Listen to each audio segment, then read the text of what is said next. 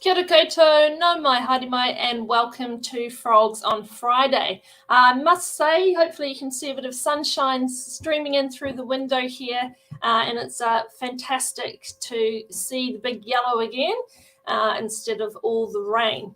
On today's show, in Mahi Media, we will be talking about perk session, what it is and how it affects New Zealand workers. As usual, we'll go through our hot jobs, and I'm joined by Manish Ravikumar, who will go through some of the benefits that job seekers are really looking out for this year. And as always, we will finish up with the polls. So let's go straight into Mahi Media.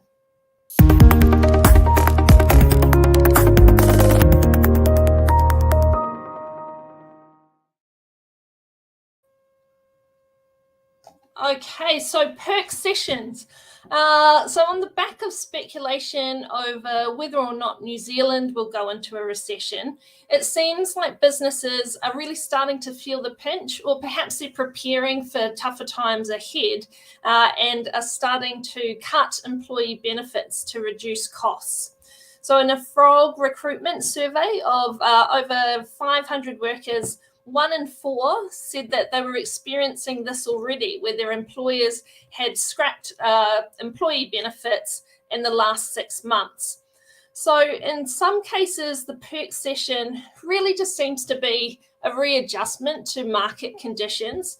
So for example, some of the drastic changes overseas, you see the likes of Google, where they've been able to offer some really outstanding benefits to keep their workers happy and to attract in more staff. So sharing the love while the times are good. But now when we're moving into tougher times, well, yeah, maybe it makes sense that perhaps the nap pod and the slide at work has to go. If we look at New Zealand, though, I think some of the perks that we've heard about being removed here, the likes of free coffee and snacks, really do leave you wondering if the savings that the business is going to achieve from scrapping those benefits balances out the potential outcry that you'll get if you mess with workers' bickies and caffeine fix. So let us know if your employer has taken away perks already this year, and what are the ones that you can't live without. So let's go now and take a look at some of the hot jobs of the week. Are you being paid the right salary? Are you paying your team the right salary? Are you meeting the expectations of the market to make sure you can get the best talent as part of your team? If you don't know the answer to those questions, you should get yourself a copy of the People to People and Frog Recruitment Market Report. Click on the link, request your copy, and we'll get one of our consultants to deliver it as soon as we can.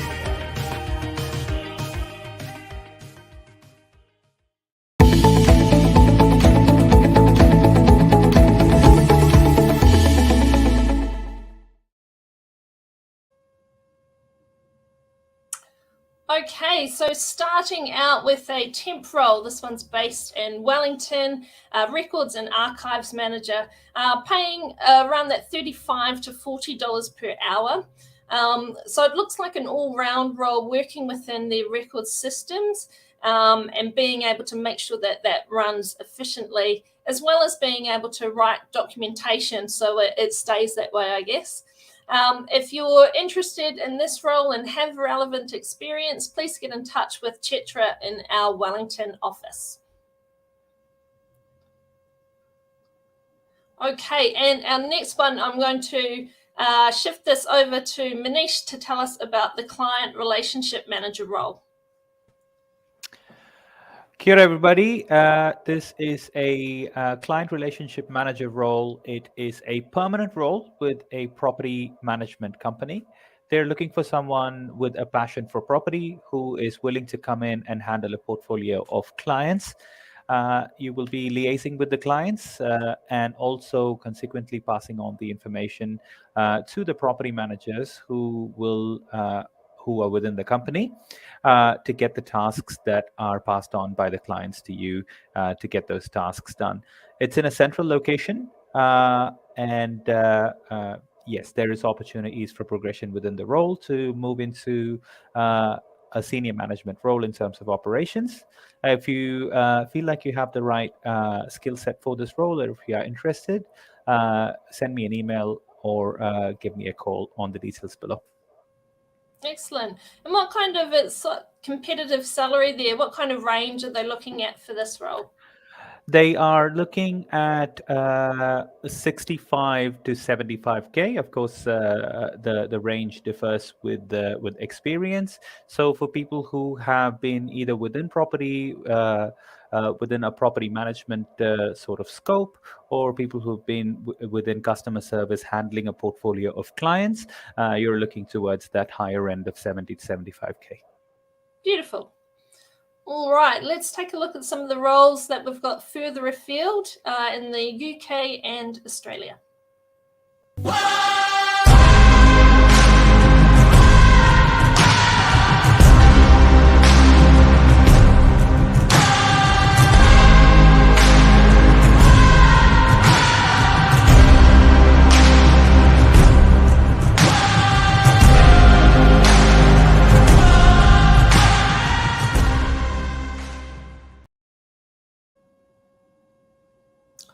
Okay, so first up, a perm role based in Essex, procurement manager.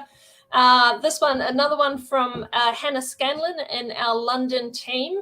As always, if you are thinking of making the move over to the UK, either get in touch with us here in New Zealand or reach out directly to the people-to-people team in the UK.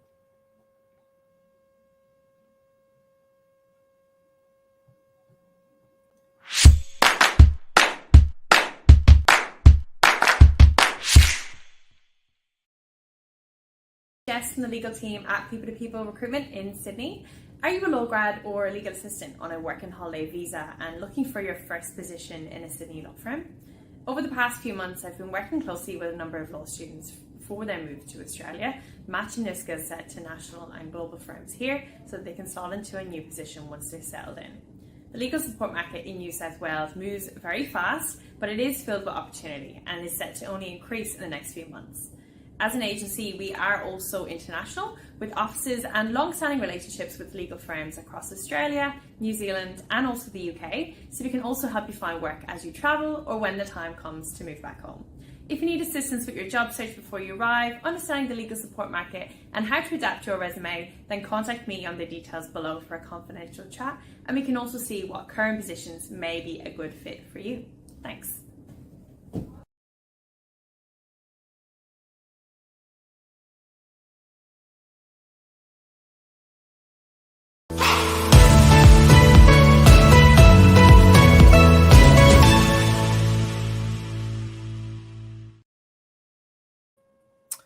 Okay, so yes, we talked about the perk session and we're already starting to see some of the effects there. And, it's a interesting move to make when still one of the biggest challenges is in securing talent or retaining your employees. So really important to, make sure you're not creating another problem or pushing people away as you try to cut costs. So Manish is here today to give us some insight into what are some of the benefits that job seekers are looking for this year, because it has changed quite drastically over the last few years for obvious reasons. So what's important to job seekers now? Thanks, Shannon. Kia ora, everybody, and happy Friday. Recently, we were obviously curious as to what is on the minds of job seekers in terms of benefits that they're looking for in 2023. We released our annual 2023 Employment and Salary Trends report called the P2P Post. We did quite a bit of research into what candidates were looking for. And the top 3 benefits that we came across for job seekers for 2023 was packages and allowances. Obviously, people wanting to secure themselves in a world that we are at the moment with a lot of uncertainty, which comes in as no surprise. Flexibility, which was a blessing in disguise, brought in during that COVID period where businesses were trying to get more hybridity and more flexibility in their work structures, and also learning and development. So these three are the top benefits. In terms of packages and allowances, according to our data, 50% of job seekers rated this as the top priority for them, followed by healthcare subsidies such as health insurance and wellness packages. It's very understandable as to allowances and packages always being up there with the most sought after priority by job seekers, because it's one of the more primary things that you receive from your job, but also their wellness packages and their health insurance being 46% and 42% of job seekers seeking out these benefits. Health has become a primary concern for a lot of people, so it also comes in as no surprise that people are considering this as one of the more desirable outcomes from their job. The second and the most interesting one, in my opinion, is flexibility. 76% of people who we surveyed have reported that working hours or the lack thereof flexibility in terms of working hours is their main concern. Also, 71% have stated that location was a very important concern. It's very interesting because in our industry, when we speak to candidates on a daily basis, we often come across candidates who are willing to forego or take a little bit of a pay cut if the job is closer to them, because it cuts out a lot of commute and gives them a bit more of a work-life balance. 39% of job seekers have asked for more flexibility, indicating that hybrid working introduced during the COVID pandemic still is a very preferred model for people, and going forward will still be a very, very important thing for employers to provide. The last one is learning and development. Is one of my favorite ones. I was a job seeker not too long ago, and when I was auditioning and interviewing for different roles, learning and development was a very key aspect of my needs and wants that I needed from a job. With career development ranking number one at 79%, it's and followed by the well-being support programs and allowances. Job seekers have definitely made their intentions in terms of learning and development very clear, putting it at top priority, showing that employers will have to introduce modules if they don't exist already, to train their staff and to help their staff progress within the organization. Yeah, and I think that thanks, Manish. I think that really shows a shift on the long-term prospects, or employees looking at longer-term prospects and what's happening with my career. So things like job stability, they want to know that the company's in a good place and that they're in the right place as well, but that they're going to continue to develop. So looking at that bigger picture, so things like healthcare, it's been interesting to see the importance of that rise in general insurances, as well as wanting to get back in and make sure they're continuing to grow within the business. Interesting to see. Thanks, Manish. Let's go through and have a look at the polls from last week. Okay, so we asked what employee benefit is most important to you when searching for your next job.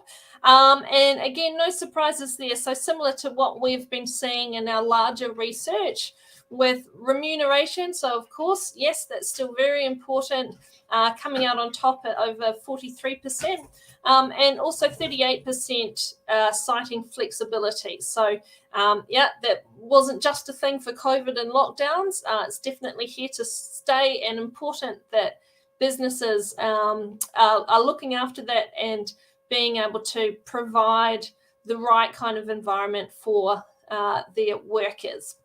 So let's have a look to see what we're asking this week. Okay, so on the back of Perk session, we're really interested to see if you have experienced that. Has your employer changed its approach towards company perks or benefits in the last 6 months? And be sure to share your experiences as well. Again, I'd love to hear about if you have had cuts already.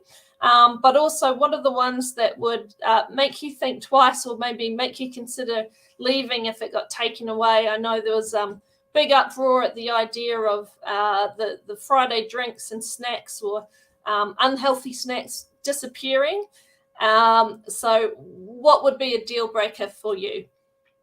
That is it for today's show. Look forward to seeing you again here next week. Join us then. Ka kite anō.